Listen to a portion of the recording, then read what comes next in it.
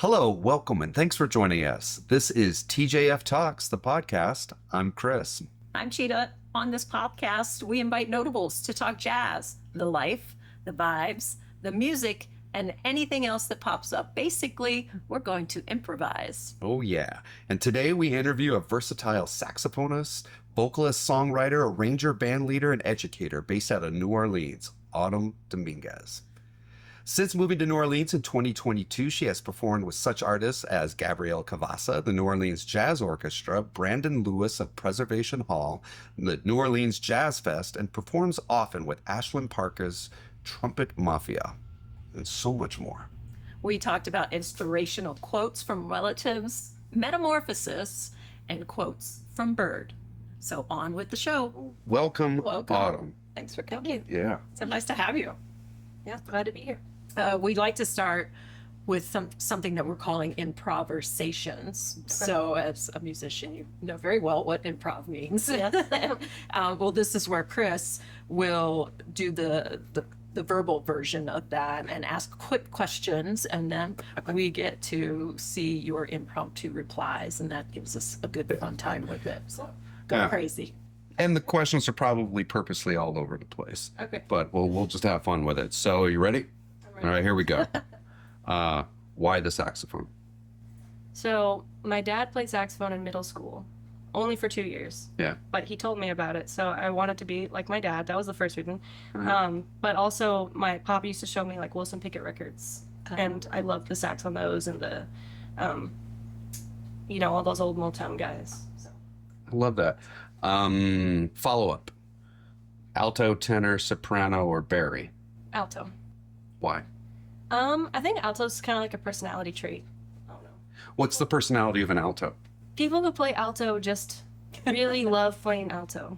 Yeah. Like there's tenor players, and I do play soprano and tenor as well, but alto just feels like a calling to me, and same thing with other players I've talked to. Yeah. If there's one personality trait that you associate with alto, I know there's multiple, but if there's like one, what would it be? I feel like alto players are, I don't know, I feel like we're all kind of obsessed with Charlie Parker. I don't know if that's a personality trait, but there's always one person that the alto player is obsessed with. Gotcha. So it's kind of like an adoring, is adoration like part of someone's personality maybe? Sure. An adoring personality. Yeah, I would say that. Yeah, for sure. Jazz artist that's on your soundtrack when road tripping. When road tripping? I like listening to bebop, honestly, when I'm driving. Oh, really? Old Sabo recordings of Bird and Miles Davis. Is it the up-tempo stuff? Is that like just invigorates your mind, keeps you awake? Yeah, I do. I like listening to that. It's kind of fun and uppity. I like Herbie Hancock on Road Trip. It's kind of more modern, or Michael Brecker, something that's like gonna keep me awake, yeah. And when you're listening to that stuff, do you like, are you analyzing it, or are you just letting it like wave over top of you, or like what is your experience as a listener? It depends. It's kind of hard not to analyze sometimes. You're right. As a musician, if you just know stuff and you hear something, you're like, what was that? And sometimes I even rewind it and I'm like, you learn what that was. Yeah. But it's fun when another musician is with me. We can talk about it. And then is there something that you listen to that you're not analyzing? Yeah, I mean, my first love was rock music and pop music, so I listened to a lot of that. And I'm not necessarily analyzing it, but when I was a kid, I did analyze like lyrics. So okay. I always am kind of... Well, because you're a songwriter, so that totally makes sense. Yeah. You know, that goes hand in hand. Favorite jazzy food or food that you associate with that world? Interesting question. Mm-hmm. Charcuterie. Sure about drinks. Drinks, Fernet. Yeah. Yeah, that's a classic. Yeah. Can you make any of that? Yeah, I can't make Fernet, but I have a Fernet tattoo on my arm. I'm a diehard Fernet fan. Look at that. That's commitment. Yeah. Yeah, that's another one of my personality traits. I love Fernet. That's an acquired taste, because not everybody likes a Fernet. Yeah, I was definitely like hazed into liking it, but it's a So much so you have it tattooed on your arm. So that's when that's hazing all right. was legal. Right. Yeah. Well, yeah, but the place I started, Strawberry Jam Espresso Art, like they have Fernet on tap. They still do. So actually, that I do associate Fernet with me learning jazz. I love that. Yeah. Oh, you just without even knowing it, like you got into my next question. Maybe she did know it. Oh, maybe she did know. All right. Down in My question was raspberry or strawberry jam. Strawberry Jam. And tell everybody why. You just mentioned it. I think that's probably why. So, well, to be fair, when I am eating toast, I would probably prefer raspberry jam, just saying. But when I'm playing a jam session, I had this jam session for about 5 years called Strawberry Jam at Espresso Art Cafe. And it was where I learned how to play, honestly. Like, I was the host of the jam, but in my opinion, I was like the worst musician on the bandstand for a couple years until I learned. And that's how I made all my connections in town. And it was so fun. Yeah. It was a cool hang. And I stopped by and listened every once in a while to that. And it was a really unique space and very much your curation of it made it live too, because it doesn't exist like it did before when you were doing it. So thank you for like what you did in that world here in this town. All right. Was there any correlation between the food, the jam, the strawberry? No, but it was just a joke because I started the band. We used to play in the back, like at the bar when it was really small, and I just called our group message Strawberry Jam. Perfect. And it became like kind of fun to market it that way. Yeah. I mean, how those things stick, right? Yeah. It's a joke at first, or what if we did this? And then Yeah. Next thing you know, it's the thing. Your favorite bird? My favorite bird is probably a cockatiel. Cockatiel. I like those. I had one in my family he lived to be 30 years old. I didn't know they went that long. They're old. yeah, they do get. All right. Let me ask that another way. Who's your favorite bird? Bird. Charlie Parker. Yeah. I am quite obsessed. Yeah, you mentioned that before. What? So let's dive into that real quick. Favorite song? Like what is the obsession with the bird? That. Well, it's like I didn't really know Charlie Parker until after I got to college and I was already studying. But the first time I heard him play for real, like I had heard recordings of him, but the first time I sat down by myself and listened to him, the guy I was dating at the time had given me this record that was all the Savoy takes on vinyl. It was 4 sides of Bird. And I listened to it and I realized that what the improv was melodies. And Bird was the one that made me realize it's just melodies. And the way that he played was so authentic and genuine. And yeah, I wanted to play like him. Have you ever transcribed any of his solos? Oh yeah, lots. Lots. And when I was in college, I was trying to get better at jazz, so I would listen to his records while I was sleeping. Oh. Yeah. And yeah, it's a little bit much, probably. So we're I absorbing. wanted it to go in my subconscious. It's hypnosis. Yeah. So for our folks that may not be musicians that are listening, tell us what the transcription process is and what that is. So transcription process is and I think the fastest way and most efficient way to do it is to listen to the song a bunch first and be able to sing along with it.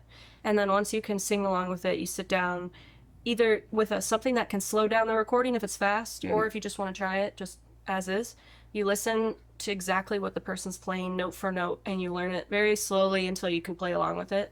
And I like to do it by memory before I write it down. So I'll do the whole solo and then I'll write it down, or I just won't write it down. But yeah, optional last step. And then do you implement that into like a set when you're playing live, or is it just a process, or you take like parts of what you've heard and manipulate it into what you're doing as yourself? How does that work? Yeah, so like people who are just starting out with playing jazz, they'll take bits and pieces of a transcription, and when they're playing a solo, say like on a 12-bar blues, the first 4 bars, like a G blues, a G7. So Charlie Parker might play this, we call them ideas or melodies, over this chord. And when you're playing on a blues with your band or your jam session, you can just quote exactly what he did. But then as time goes on and you discover your voice more, you might start his idea, but then end it your way, or, mix and match. So yeah, it's like creating a vocabulary in music to be able to have conversations with other artists on stage. Are there some iconic Bird licks that if you play them on a bandstand, everybody looks at you like, oh yeah, Yeah. you're quoting Bird. Yeah, Yeah. totally. Yeah. Is it from like a head, or is it like from an improv? Like that? Either one. Bird really I feel like him and Louis Armstrong really improvised with the melody in their head. I do agree. Yeah, it sounds like that. So, but it was just his way of speaking, his way of, communicating. So. Yeah. No, that's a cool thing. So, ideal location to play a set of music, or perhaps your favorite place that have performed. I really like just playing in places with my community. I like playing at the Century Room a lot. Mm-hmm. That's always nice. In New Orleans, I really like playing for small, intimate settings, like a small bar with maybe only 10 or 15 people. Really? And then, especially if it's my songwriting, then they can hear my lyrics and everything is so personal. But I don't know. I've always wanted to do like a big festival in Europe or something. Like, Do you prefer then, like in your own songwriting, a listening room as opposed to like a wallpaper gig, as what we would yes, say? yeah, definitely. Is there a place in New Orleans, I mean, that you got there and you were thinking, oh, this is not good? It's not good. Yeah. Or you're like, I am not coming back. Yeah. I've played a lot of wallpaper gigs, and there are certain bars that I've played at that's like, it's just college kids or something getting drunk, and we don't care about what we're playing, and that's fine, they don't have to care. But I would prefer not to play my original music in those settings, because it just feels kind of like, well, it's so personal and they didn't even Right. care. Yeah. But I'm sure that's a challenge. Soul sucking, isn't it? Yeah. And I felt that too. I've been in those positions. Like, man, this is sucking my soul away. You put so much time and effort and expression into your voice and who you are. Yeah. I feel you. All right. One word to describe your life right now. Metamorphosis. How is this something that just started, or is it something that's been going on for a certain amount of time, years? Are you breaking out of the cocoon? Is the butterfly emerging, or is it? I think so. Yeah. Yeah. I had just turned 28 like 3 days ago. Congratulations. Happy Thank you. birthday. Yeah, I made it past the 27 club. Awesome. Yeah. Yeah. So I have just been experiencing a lot of inner changes the last year, especially because I've lived in New Orleans for 3 years now, and I've lived alone in New Orleans for 2 years. So I just have a lot of time to think, be with myself, and practice, and try to figure out, like, who do I want to be friends with? Who do I want to play music with? What do I want to sound like? What do I want my future to look like and my present to look like? And it's all kind of just been changing rapidly. That's a great backdrop to have a metamorphosis when Yeah. there's so much going on. How do you think it's hard to discover who you are and who you're going to become until you reach perhaps the age that you're at? But my feeling is sometimes society pushes on folks that, like, by the time you're 18, 19, 20, you know who you are, and you have to have decided who you are and who you're going to become. And it sounds, here you're in this space in your mid-20s where, like, I'm really starting to know who I am now. Do you feel like that's just because of the pace of where your life has led you, or is that really, like, does it feel like a better time and your maturity and what you've done to really discover your true self? I don't know. It's such it's a strange question. I think that you're always discovering who you are. Always. I hope that I keep discovering new versions of myself as I get older. I think I've always been very introspective and kind of an overthinker, and like laying in bed at night when I was a kid just thinking about like the meaning of life and stuff. But I think when you pursue music, especially like, for example, New Orleans, everyone in New Orleans is so genuine and real, and they are so themselves, and no one pretends to be anyone. They're not. Like, it's very rare to find someone that does. So it forces you to kind of like face yourself and be like, yeah, who am I? And then especially with the horn, sitting with the horn and stuff, and thinking about what you want to sound like, it's directly correlated to like how you feel and how you want to, I guess, reflect yourself back out into the world. So I think I was pushed more to get to know myself by moving to a big city, and it's not even a big city really, but moving to a big scene, I should say. For sure. Yeah. Well, even earlier you were mentioning like when you started the Strawberry Jam, that like, I think you said you were the worst player on the bandstand when you first started. So yeah, I don't know if I would agree with that, but like that's a nice reflection. And do you think part of the discovery of yourself is like learning the language of the music, right? It's truly learning a new language, and maybe just the acquisition of that takes some time to discover, because that's a part of who you are. It very much is, right? Yeah. Well, and also I think, you know, that age, you're very much getting close to 30. I've always felt like 30 is sort of where you get to really live who you figured out that you are in your 20s, especially your later 20s. I hope so. I'm looking forward to that. Yeah, I think you're on the right path right there. 30 sounds fun. And we're gonna say our 50s. That's where it's I'm at. not. 50s My is where 30s it's I at. enjoyed thoroughly. Absolutely. Oh, you were living large in your 30s. But I just enjoyed it, and it was part of what you're saying, that metamorphosis. And it's not just a musical metamorphosis. It sounds like it's sort of everything, and it's all coming together. Yeah, it is. It's really cool. I love that. That's a beautiful word and great description of who you are and where you are now. So thank you for that. So Every podcast, we sort of dig deep. Okay. I'm sure there are people that you've met along the way, talked to, there are acquaintances, there are amazing best friends probably. So we dug pretty deep and found some of these people in your life and asked them some questions. Did you really? Yeah. And the question was, give us a question to ask Autumn. Oh my God. yeah. So I talked to Oh, yes.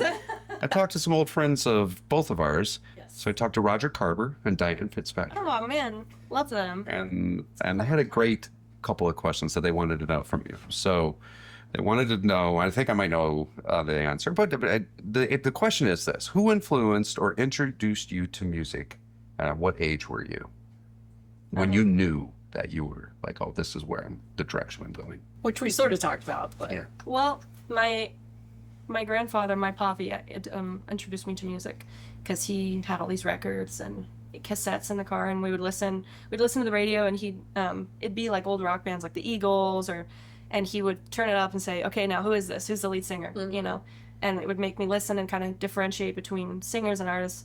So he got me into it, but I didn't know that I wanted to pursue music as a career until I was in college already.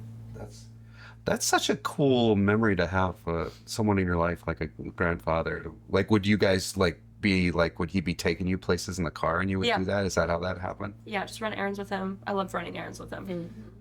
Mm-hmm. Yeah. It probably worked against me with my daughter, because she's a lawyer now. But we were riding in the car, and we were listening to R&B music, and she was clapping on 1 and 3. So I pulled over to the side of the road. stop the car. Stop the car. No daughter of mine is going to clap on 1 and 3 on something that's rocking this hard. Yeah. And then we practiced, and it never happened again. And I didn't care that she was 2. Yeah. She's like, can we go now? It's never too early. Yeah. Yeah. But I will say this: she knows good music, and she's got great taste, and it's an amazing thing. And now I know to tap on the 1 and 3 every time we're in the car together. Yeah, exactly. That's right. Yeah. If we're in the office here and someone's tapping on the wrong beats, I'm coming in and we're stopping that. So they also wanted to know who influences or inspires you when you're creating your own music. That's a great question too. When I'm writing my own music, so my songwriting has really taken off in the last about a year and a half. Mm-hmm. I've discovered a whole new voice. All that rock music I listened to as a kid just rose to the surface because all that information is still in my brain. So honestly, I really look up to certain artists like Billy Joel. Mm-hmm. I really look up to him. Michael Jackson.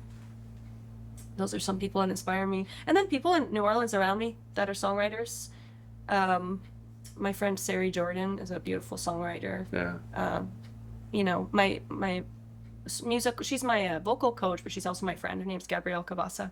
She's an amazing songwriter and vocalist. So I really look up to her too. So you beckon from the past a little bit, and your contemporaries as well. And obviously with your own voice as well, that inspires you. All right, the last question that they had: what drives your decisions to play your own work versus playing other musicians' pieces?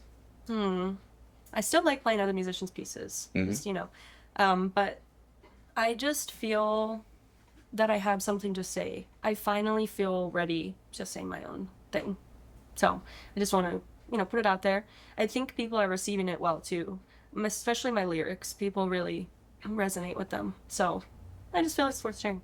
And is it always something that is from the here and now, or are there things that you've been holding on to, even since driving around with Poppy?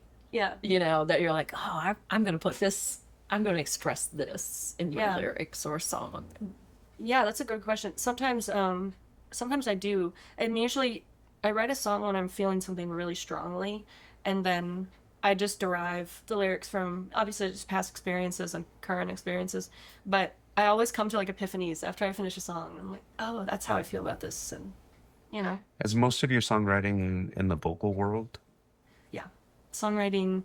I'm a vocalist for my band. I'm kind of like a rock vocalist. I identify as a rock vocalist. Yeah. I'm a jazz saxophonist. And the chords are like jazz chords. I need jazz musicians to play in my rhythm section. Yeah. Rock musicians can't read the chords that I bring. Yeah, But I do have a rock guitarist in my band that just shreds and adds a lot of textures. And he can read jazz chords, So, yeah, it's kind of like a cross-genre thing. I love it. And both the artists that you mentioned from the past, they did the same thing too, right? They're bringing in different textures and chords and sensibilities that wasn't there before that. That makes a lot of sense.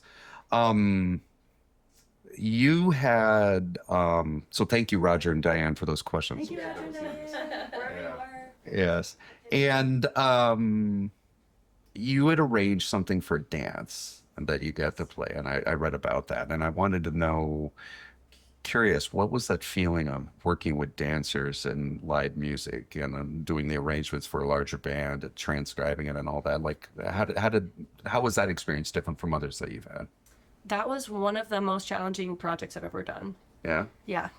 It was for Melange Dance Company in New Orleans, and as I mentioned before, Gabrielle Cavassa she was the music director for Melange Dance Company for a couple years, and they wanted to put together this show of it was called Speakeasy, and so it's like 1920s recordings, and they're all dancing, and it's like women's empowerment, a lot of themes of that. So yeah, transcribing, I was in charge of 10 songs, and I kind of procrastinated a little bit, and was also running late in general, so I had about like less than 2 weeks to do 10 songs, and you can barely hear the bass on these things because it's from 1920. So transcribing the chords, the melody, and then arranging it for an 8-piece band, and then it has to be exactly like the recording because the dancers choreographed to the tiniest old things. recordings, Yeah. So, but it came together well because the musicians on the bandstand were amazing. So Dick and Sight Reed, they were great. And a lot of them are traditional jazz players that live in New Orleans. So, and I'm still learning the traditional path, but yeah, it was really, really cool experience. Now, do you have a dance background at all? Is there any of that in your No, history? I am not physically coordinated in any way. You probably are deep down. Yeah, probably. Somewhere There's in there. coordination in there, I think. Maybe. Yeah, maybe. I think what I say is my dancing is not for the public consumption. Yeah. I concur. All right, so I'd like to ask one last question that I ask everybody that comes through, and the question is this: why does live music matter to you, and specifically live jazz music? Why does that matter? It matters because an audience needs to feel the energy of the music. It was, I forget who said this to me, but someone made such a beautiful point just in the last year that when you're playing jazz and when you're teaching someone jazz, for example, like a kid, you need to play with them on the bandstand and show them that energy and pass it on to them. You can show them recordings, you can tell them how to play, you can tell an audience member why you should appreciate jazz, but they won't know unless they actually are in the room feeling it, and you can pass on that feeling, and then those people can pass on that feeling. That's how it stays alive, I think, and you also feed off of an audience, this energy. There's nothing like playing live, We are community-oriented beings, humans are, and there's no better place than to feel that community, like you're saying, and that energy. Yeah. music is universal language that does all of that. Thank you, Autumn. It's been a pleasure talking with you. It's so nice to get to know you better. And thank you for sharing so much with us. You can find out more about Autumn, and if you have other avenues, please interject. The website is autumn-dominguez.com. That is correct. And Autumn, would be great. Would you be willing to play a little music to send us off at the end of this? Totally. Yeah. Awesome.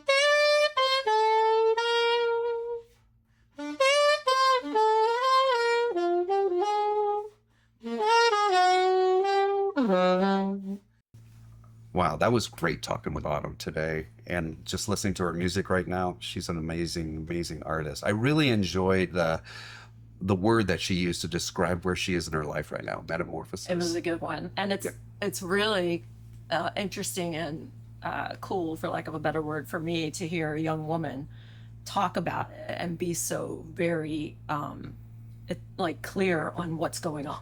Right, and discovering her voice, as she's maturing, not only as a young woman, but as an artist, not only with her saxophone playing, but also as a songwriter too.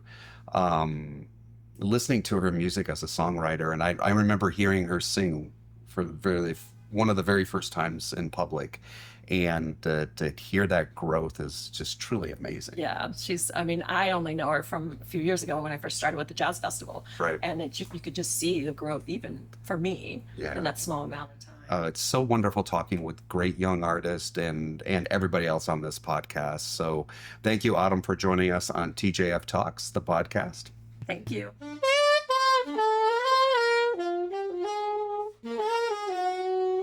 Mm-hmm.